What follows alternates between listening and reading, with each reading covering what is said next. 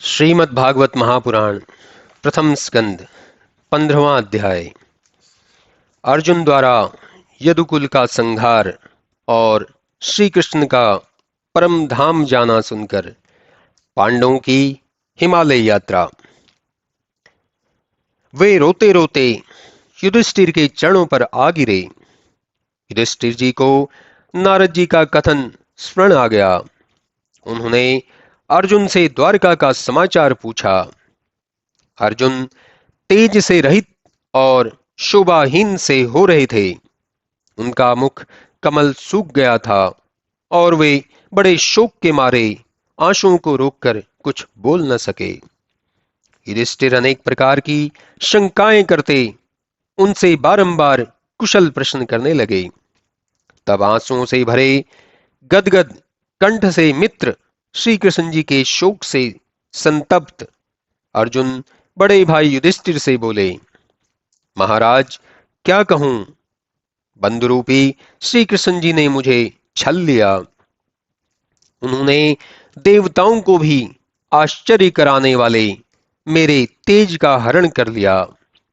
जिन श्री कृष्ण जी के आश्रय से मैंने स्वयंवर में राजा द्रुपद के घर आए कामदेव समान सुंदर राजाओं का तेज हरण कर लिया तथा धनुष को चढ़ाकर जो मैंने मत्स्य वैध कर द्रौपदी को प्राप्त किया, महाराज जिन श्री कृष्ण जी की सहायता से मैंने मय को परास्त कर खांडव वन को अग्नि के लिए दिया, अद्भुत शिल्पकार मय द्वारा जो मैंने आपके सभा भवन का निर्माण कराया, आपकी राजसूय यज्ञ में राजाओं से अद्भुत भेंट प्राप्त किया, वही आज मैं दीन और अनाथ हो गया।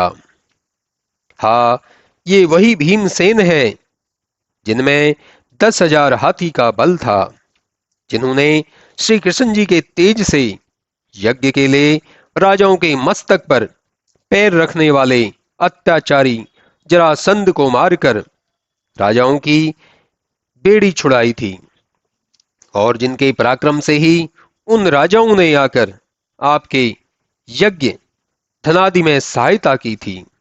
यह वही भीमसेन है कि जिनके इन पैरों पर कपटी दुशासन आदि के आंसू गिरे हुए थे। इन्होंने दुष्ट दुर्योधन और दुरात्मा दुशासन से द्रौपदी के उस अपमान का बदला चुका लिया था, जिन्होंने इस पवित्र पतिव्रता के साथ सभा भवन में जो अत्याचार किए थे, उनके केश पकड़कर खींचे थे।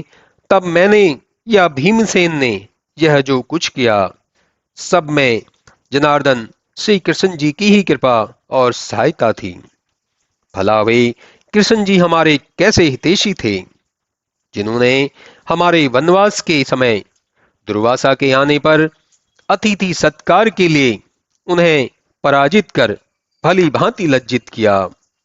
अहो, उन्होंने एक कण शाक में 84,000 ऋषियों को भरपेट भोजन देने की व्यवस्था कर दी थी। इन्हीं श्री कृष्ण जी कृपा से मैंने किरात रूपी महादेव जी से युद्ध कर उन्हें परास्त किया था, जिससे प्रसन्न होकर देवादिदेव महादेव जी ने मुझे पाशुपत अस्त्र प्रदान किया था। श्री कृष्ण जी की कृपा से ही मैं इंद्रलोक में पहुंच देवराज इंद्र के बगल में आदि सिंहासन पर बैठ सका था। हाँ, वह श्री कृष्ण जी का ही प्रभाव था जो मेरे गांडीव में इतनी अद्भुत शक्ति आ गई थी। मैं उनकी कृपा से देवताओं को भी कुछ नहीं समझता था। विवश होकर देवताओं ने मेरा ही आश्रय लिया था, परंतु आज उन्हीं तेजस्वी पुरुष श्री कृष्ण जी ने मुझे छल लिया। हाँ, मैं उनकी कृपा से अमित गंभीर तथा बड़े पराक्रमी भीष्म आदि योद्धाओं सहित दुधर्व कौरव सेना रूपी समुद्र को बिना परिश्रम ही पार कर गया। उनकी कृपा से मैंने विराट नगर में अकेले ही युद्ध में लगकर समस्त कौरवों को मार गिराया था। वे लाख चेष्टा करने पर भी राजा विराट की गौवें नहीं हरण कर सके। उल्टे मैंने ही उन शत्रुओं के मस्तकों से उनके तेज का स्थान मणि मुकुट तथा रेशमी वस्त्रादि छीन लिए थे।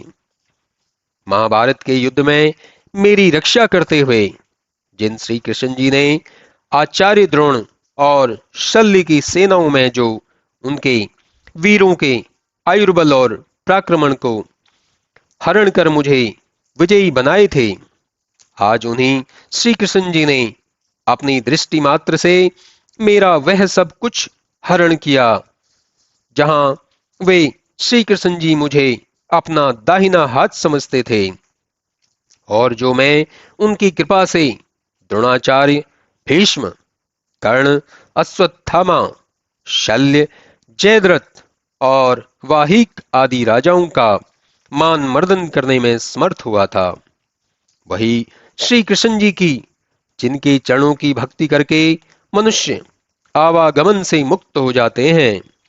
हाँ, मैं हतभाग्य ऐसा था कि मैंने अपनी दुर्बुद्धि से उन्हें अपना सारथी तक बना डाला। युद्ध क्षेत्र में जब मेरे रथ के घोड़े थक गए और मैं रथ से नीचे खड़ा हो गया, तब उन जनार्दन की ही कृपा से रथों पर सवार युद्ध करते हुए शत्रु मुझे न मार सके। आज श्री कृष्ण जी के मुख से निकले हुए वे शब्द जो वे समय समय पर हंसकर मुझसे हे अर्जुन, हे सखे, हे कुरुनंदन, हे पार्थ ऐसा कहते थे, बड़े कष्टप्रद हो रहे हैं। यद्यपि कभी भोजन अथवा एकांत के समय मैंने हंसी में उनका अपमान भी कर दिया, तो भी उन्होंने उसे हंसकर टाल दिया। फिर जैसे पिता पुत्र का, मित्र मित्र का और पति अपनी स्त्री के अपराधों को क्षमा करता है, वैसे ही समय समय पर उन्होंने मुझे क्षमा दी है।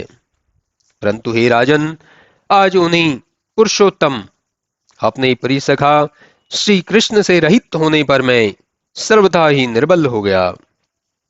जब मैं यदुकुल की इन स्त्रियों को साथ लेकर द्वारका से चला, तो प्रसन्नत पर आते आते मुझे कुछ नीच अहीरों ने ललकारा। मैंने गांडीव को उठाया तो धोखा दे गया, अर्थात मैं ऐसा हत बुद्धि हो गया कि इस पर बाण रखकर उनका सामना न कर सका।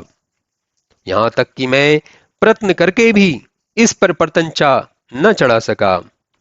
आज यह वही गांडीव, मेरा वही रथ, वही बाण और वही मैं रथी विद्यमान हूं कि जिनके भय से राजा लोग मुझे मस्तक झुकाते थे, परंतु आज वही श्री कृष्ण के बिना वह सब क्षण भर में शून्य हो गया। हे राजन, आप जिस द्वारकापुरी और यदुवंश का समाचार पूछते हैं, वह द्वारकापुरी समुद्र में डूब गई और समस्त यदुकुल का संहार हो गया। जब यदुवंशी शराब पीकर नशे में चूर हो आपस में गाली गलौज करके लड़ मरे। दुर्वासा ऋषि के महासाप से ऐसा घोर संहार हुआ है। बात यह हुई कि श्री कृष्ण जी से मिलने वहां दुर्वासा ऋषि आए। द्वार पर सांब आदि श्री कृष्ण के पुत्र पौत्र बैठे हुए परस्पर हंसी मजाक कर रहे थे। दुर्वासा को देखकर उनका और भी कौतूहल बढ़ गया। सबों ने सांब को स्त्री बनाकर उसके पेट पर कपड़ा आदि बांधकर ऊंचा कर दिया और उसे खूब सुंदर साड़ी पहना, चद्दर उड़ाकर महर्षि के आगे खड़ा करके पूछा, हे ऋषि, कहिए इस सांब की स्त्री के पेट में क्या उत्पन्न होगा? ऋषि तो त्रिकालदर्शी थे, वे लड़कों की बात समझ गए। उनको बड़ा क्रोध आया। लड़कों ने बारंबार पूछना आरंभ किया। इससे ऋषि ने कहा, इसके पेट से जो उत्पन्न होगा उसके द्वारा यदुकुल का संहार हो जाएगा। अस्तु। उसके गुदा मार्ग से एक लोहदंड उत्पन्न हुआ, जिससे समुद्र में के तट पर असंख्य कुशाकाश प्रकट होकर शस्त्र हो गए। बस नशे में चूर हो यदुवंशियों ने उसी को उखाड़ उखाड़ आपस में मारपीट आरंभ किया और इस प्रकार सब पाप ताप के कारण पारस्परिक राग देश एवं झगड़े लड़ाई में काल कवलित हो गए। घोर पाप के कारण द्वारका की भूमि पृथ्वी को असह्य हो गई। श्री कृष्ण जी ने उसे बचाने की बड़ी चेष्टा की, परंतु सब व्यर्थ हुआ। काल ने अपना काम समाप्त किया।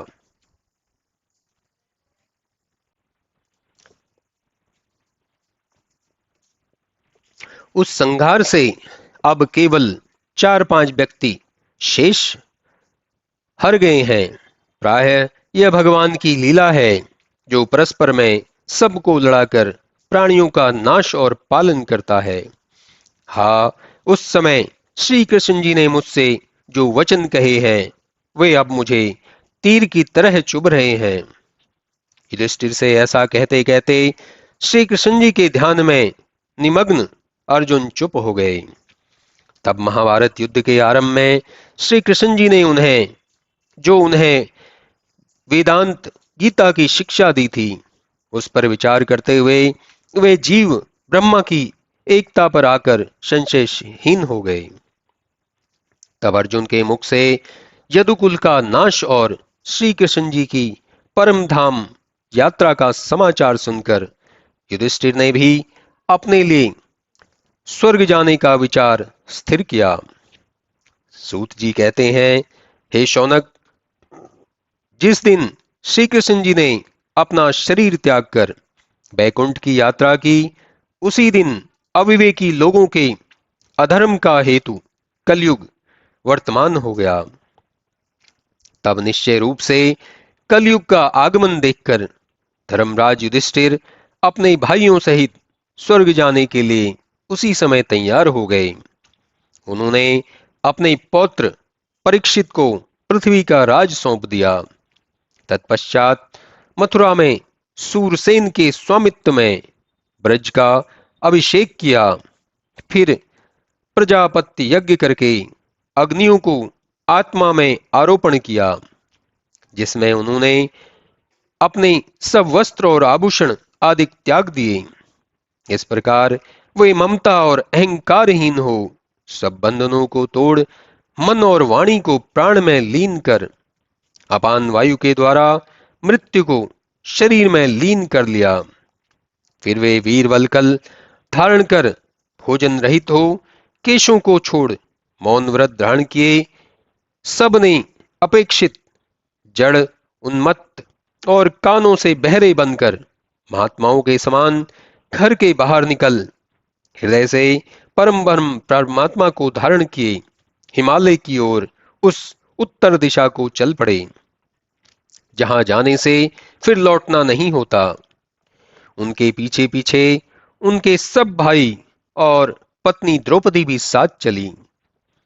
फिर तो श्री विष्णु जी के चरणों में मन लगाए हुए ध्यान से युक्त हुए भक्ति के कारण पांडव परम शुद्ध हो उस गति को प्राप्त हुए जो विषयी जनों को सर्वथा दुर्लभ है। उधर आत्मज्ञानी विदुर भी श्री कृष्ण जी में मन लगाकर प्राण त्याग अपने इच्छित लोक को चले गए। पतिव्रता द्रौपदी भी अपने पतियों को अपेक्षा न जानकर श्री विष्णु पद को प्राप्त हुई।